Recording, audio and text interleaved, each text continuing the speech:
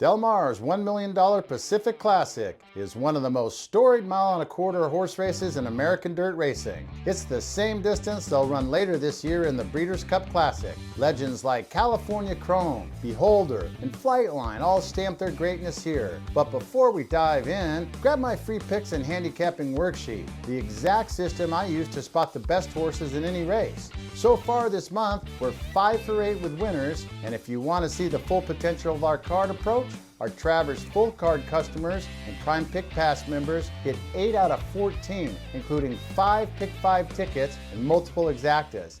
Nysos, the Nyquist colt trained by Bob Baffert, comes in off a sharp win in the Grade 2 San Diego Handicap. That race was the perfect prep, proving that he could face older horses, sit in a tactical spot, stalk, and finish cleanly. After that, he worked 7 furlongs in 124 and change, which tells me that he's fit, sharp, and ready to fire. Baffert has a long history of targeting the Pacific Classic with horses who need to stalk and punch late. Think Game On Dude or Collected. Nysos has that same type of profile: tactical speed, maturity beyond his races, and stamina to carry a sustained run over 10 furlongs. What makes Nysos so dangerous is that he doesn't need to control the pace. If Fierceness and the other early speed horses push forward, Nysos can sit in the golden stalking position, conserve energy, and pounce when the opening comes. Now let's talk about journalism. This curling colt, trained by Michael McCarthy and ridden by Umberto Rispoli, he's coming into this one with an exceptional resume. He won the Santa Anita Derby, the Preakness, and the Haskell, and he finished second in both the Kentucky Derby and the Belmont Stakes. Close to $3.8 million in earnings places him among elite company. Only 6 horses in history have won 1 Triple Crown race and finished runner-up in the other 2. And that's the kind of horse that you remember, alongside legends like Easy Goer or Sword Dancer. Journalism's versatile and tough. He now receives a 6-pound weight break against older rivals, and he just worked 5 furlongs at Del Mar in exactly 1 minute flat. He's dead fit and ready to run. If the pace heats up, Journalism has the ability to stalk, conserve energy, and run right over the leaders late in the stretch.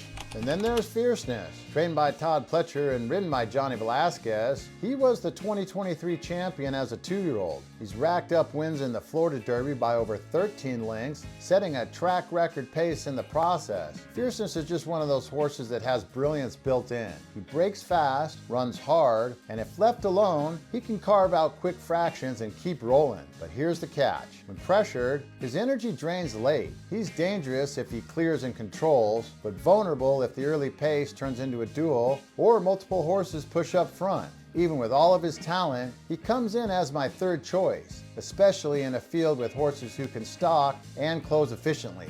From Craig Dolis's barn, Midnight Mammoth.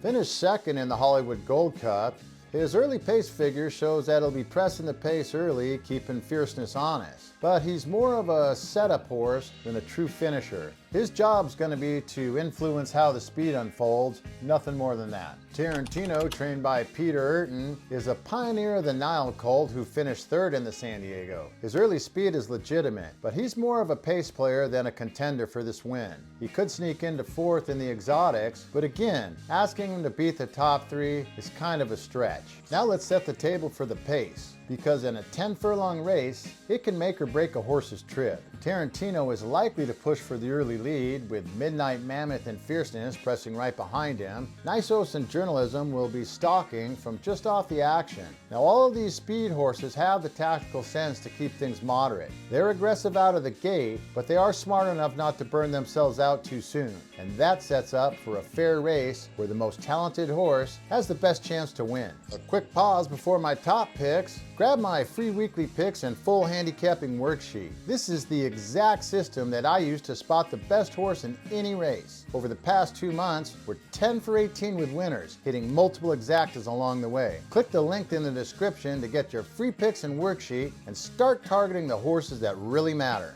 So, how do I approach betting this race? Well, my top pick is going to be Nysos. Sitting just off Fierceness and the other early speed horses, he conserves energy, then makes his move when the front runners start to tire. That stalking trip at 10 furlongs is exactly what makes him so dangerous. Journalism is my 2nd choice. If the early pace heats up, he'll be the one flying late. He's tough, consistent, and that weight break against the older horses is a real advantage. Watching him roll late in a pace-heavy race is why he's my best bet to challenge for the win. Fierceness is third. He's incredibly talented and can still clear and control the pace if he's left alone, making him key in the exotics even if he doesn't cross the wire first. Understanding how these three interact in the trip is going to be critical to building strong tickets. Positioning and pace dictate who thrives late, and in this race, it's all about Nysos, journalism, and fierceness. If you enjoy this full field rundown, make sure to hit that like button. It really helps support the channel. And don't forget to subscribe so you never miss a race preview, picks, video, or insider analysis. I'm Tom and thanks for watching. I'll see you at the track.